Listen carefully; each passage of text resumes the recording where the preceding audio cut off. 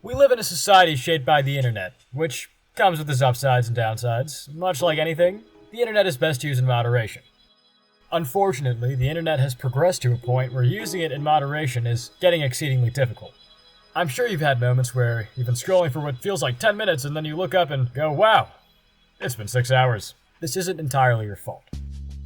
Now, one facet of the internet that has come into the spotlight recently for keeping us on our phones is short-form content. Now you might ask, hey, what is short-form content? Well, it's something you're very familiar with. It's TikTok, it's YouTube Shorts, Instagram Reels. It's essentially short video. Now, these short-form content platforms often employ predatory practices. For example, quoted from a study, users can watch the specific creators and content in which they are most interested. This personalization mechanism allows short videos to continuously provide users with content that meets their preferences. However, it also increases the possibility of addiction. Now you might say, hey, it's showing me what I want to watch. What's bad about that? A lot of the times you aren't actually choosing what you want to watch. It essentially chooses for you. It looks at what you're watching and gives you recommendations based off that. There is no input from you. It is doing it itself. Hence the danger of addiction. These applications have no issue with refining these algorithms to maintain retention. As for them, the user is the moneymaker. So the longer the user is engaged, the more money the company makes. Short-form content emerged for this reason because maintaining retention on one 30-minute video is difficult. Maintaining retention on 31-minute videos is much easier. You are the customer. They do not want to let you go. Do you know why these apps make you scroll vertically and not horizontally? Because it's easier for your thumb to bend up and down rather than right and left. It's a very, very slight difference, but it's there. There's all these tiny, tiny details that you won't notice if you look at them individually, but when they all come together, it makes for a very, very addictive app. Advertisers have caught on to the advantages of using short-form platforms. And you might think, wait, why are we talking about advertisers? I'm getting to that. As people continue to consume short-form content, their attention spans get shorter and their addiction gets worse. Advertisers know this, and they fully intend to exploit it. Some tutorials we found said this. Short-form video content is like a fishing hook. It's a way of pulling people in because platforms like TikTok are brand awareness heavy. So the more you put out as short-form, the better chance you have of pulling them into your brand. Short-form content algorithms have already figured out optimal ways to keep the user ensnared, and corporations are catching on. Because why would you work so hard to catch a potential customer's eye on some YouTube or Facebook when the application is already doing it for you? What we're saying here is that because short-form content is so profitable, it isn't going away anytime soon. It is up to us, and us alone, to manage our intake. To make matters worse, short-form content is also unprecedented in its reach. According to GWI, a 2023 study, TikTok has attracted 4 billion global downloads from January 2018 to November 2022, becoming the social media platform with the highest download numbers. Now, with half the population having used TikTok at least once, not to mention other short-form content platforms, these algorithms have had more than enough data to refine themselves to be the most advanced algorithms out there, and it shows. The average TikTok user is on the app for 1.5 hours a day, and considering we're awake for around 16 hours on average, that's nearly 10% of your day. All that time that you could have spent doing something productive, you probably wasted watching, cat videos or something. And speaking of time, wake up! I know some of you aren't listening. Alright, how much screen time on, these short-form content platforms do you think you actually have? Now, open up screen time on your phone. Go check. Now, if it's what you thought it was or was less, hey, good on you. But from the people that we interviewed and from the people that I've seen, usually it ends up being a lot more than what you thought it was. Some of the people we talked to report being addicted to TikTok specifically, claiming that they have no problem quitting YouTube Shorts and Instagram Reels. This is because TikTok, by focusing on only one kind of content, short-form content, has been able to train their algorithm much better than a YouTube or Instagram. One example of their algorithm is the weighting system. Quote, as the user scrolls through the stream of videos, they may like a certain clip, follow a creator, or even tap over to that TikToker's profile to watch more of their content.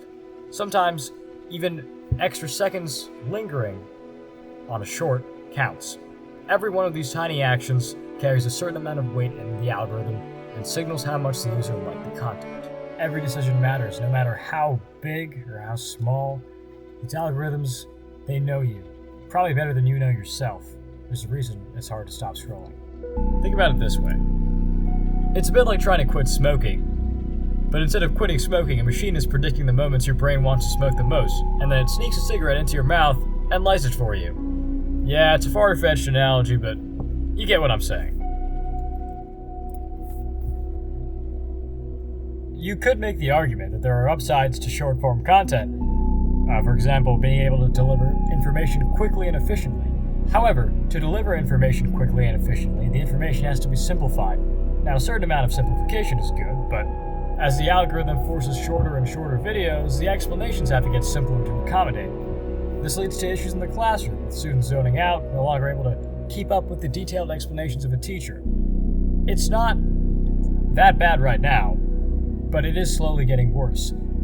As evidenced in a study on undergraduates' performances in class, quote, short-form video addicted students who are high in boredom proneness might suffer from higher levels of impairment in attentional control.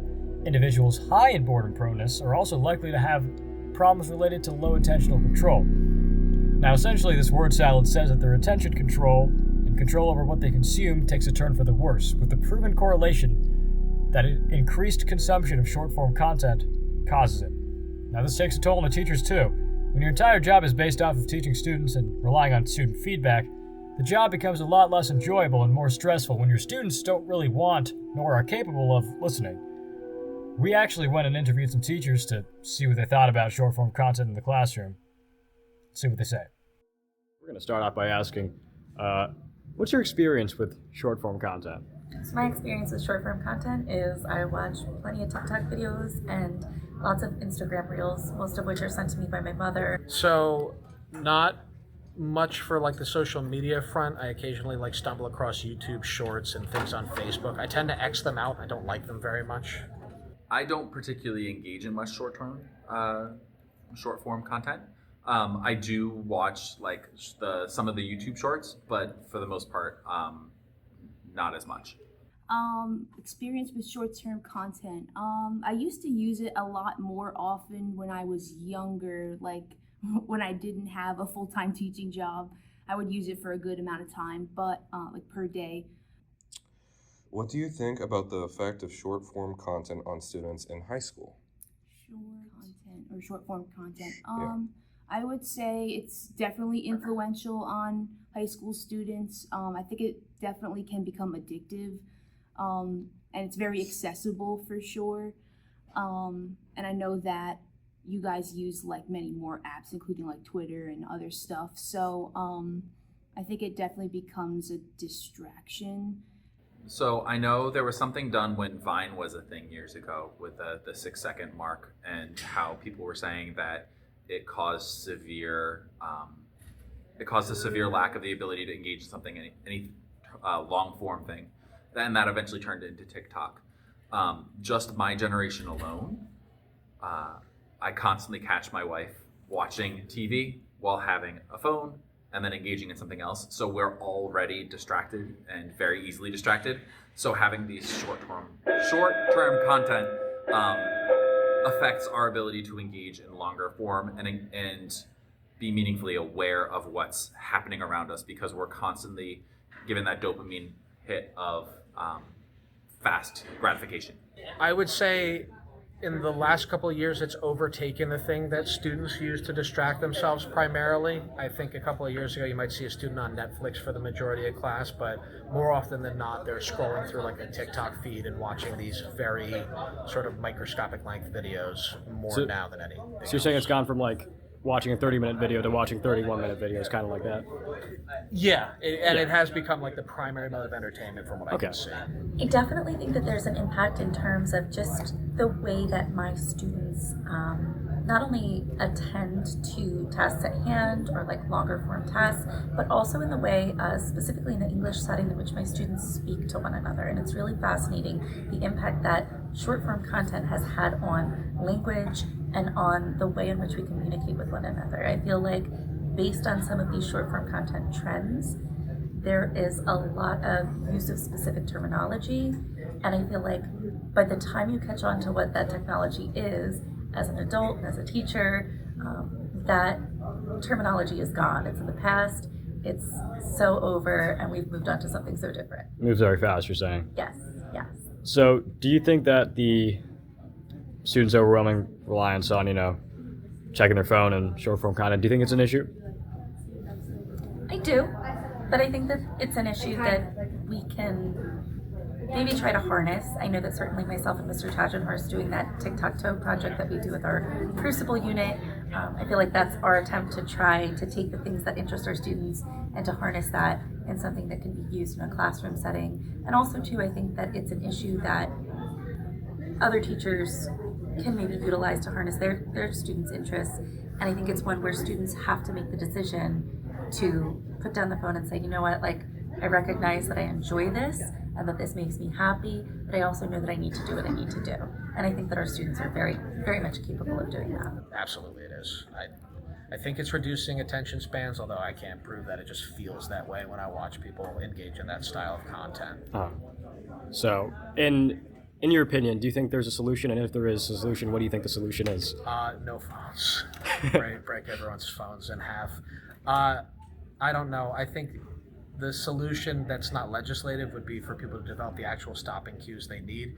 I got no problem with people who are interested in seeing content, but people are getting trapped in these sort of like loops of constantly going through these things. And because they're so small, I think it's easier for people to lose track of time. Like, you've watched an hour movie when it's an hour movie, yeah, but you might not know you've lost an hour of time if you've watched 60 TikToks or something like that. So that's definitely, people need to develop their own stopping cues if companies aren't going to include them in the software. Yeah, but everything's an issue. True. What do you think a short-term fix would be, in your opinion? So the obvious answer would be stop, but that's not going to happen. That's how the world is moving. That's how it engages. So I think be meaningful and understand that when you're engaging in that form, you need to then balance it out with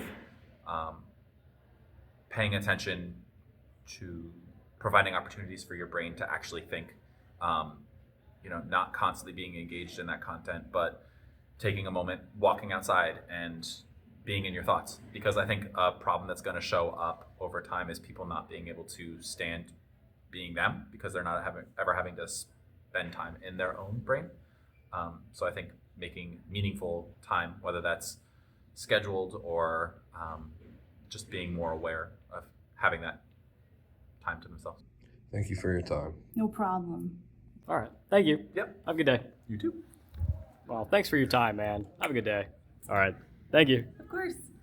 Now, we also interviewed some students to see how their usage of social media was. So here's some of their interviews. What do you think your screen time is for like short-term contact, like TikTok, YouTube Shorts? I'm coming off a career in injury, so I'm just sitting at home a lot. So maybe like 5 or 6 hours. Yeah.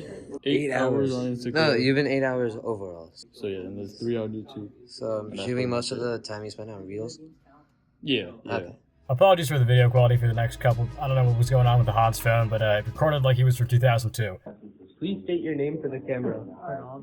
Okay, so for now, how much time a day do you think you spend on short form media content like TikTok, YouTube Shorts, or Instagram Reels? Like 2 hours. 2 hours? Okay. Can you bring out your phone and show us like the actual time? Okay. Hello, I'm here with. Alright. So for those of you who can't see, that says 4 hours and 8 minutes on TikTok.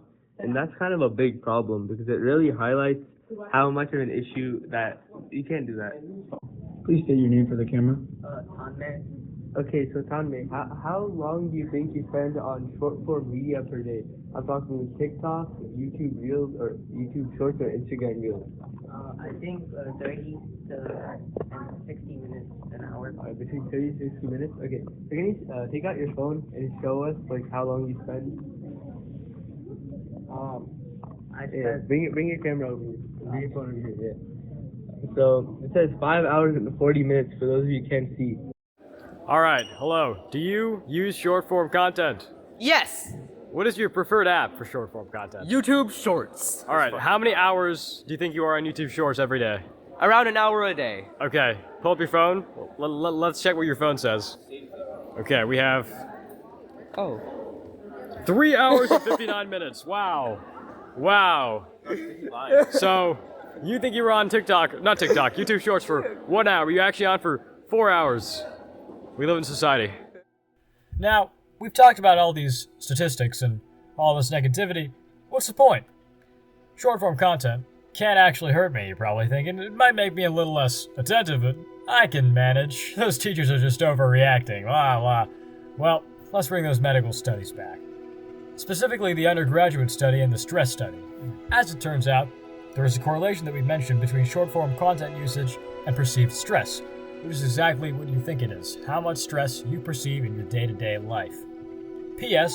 Perceived stress is closely related to internet-relevant problematic behaviors, and individuals who perceive more stress are more likely to be addicted to the internet and smartphones. Regarding short-form video applications, they can provide users with light-hearted content to relieve stress anytime and anywhere. This behavior of obtaining short-term rewards has become increasingly widespread among such users. It's a feedback loop. It's not a particularly good one. It's the easy way out, not the healthy way out. Now, I get it. It's easy, to just sit there and scroll. I'll use another analogy, a blanket. It's a bit like a very soft blanket. It's light, it's comfortable. It's really hard to leave that blanket because it's so soft, so comfortable, and whenever you have to leave, you miss it. You miss your blanket. Unlike a blanket, you can use your phone wherever you want. At school, in the car, checking out groceries, you can probably see why people are so addicted. I guarantee you, someone is sitting on their phone right now. Wow. I hope this evidence-backed rant has opened your eyes a bit. A lot of the time, all you need to do is understand that maybe you like your phone a bit too much. Maybe you don't. At least you thought you didn't. But monitor yourself. Check your screen time. Use the tools that you've been given. You don't need to be addicted to be careful. It's fairly easy to actually not be on your phone, as usually we use our phones because we have it on us. Short-form content is popular because it requires not a lot of effort to engage it. If you're going to do something that's important, put your phone in a different room, somewhere that requires minimal effort to get to. So if something important does come up, you can get up and get it. But if it's like a slight thing of, I'm a little bored, you won't really have to get up and get it. Honestly, it does wonders. I tried this, it works. Now, if you found yourself getting up and going after your phone, well, yeah, sorry, you're addicted, buddy. And we hope that you can get out of it now that you know. If you want a short and easy version, acknowledge your phone usage. Monitor your phone usage. Set some boundaries. Your phone should not be getting in the way of your day-to-day life, because it's your life. Have a good day.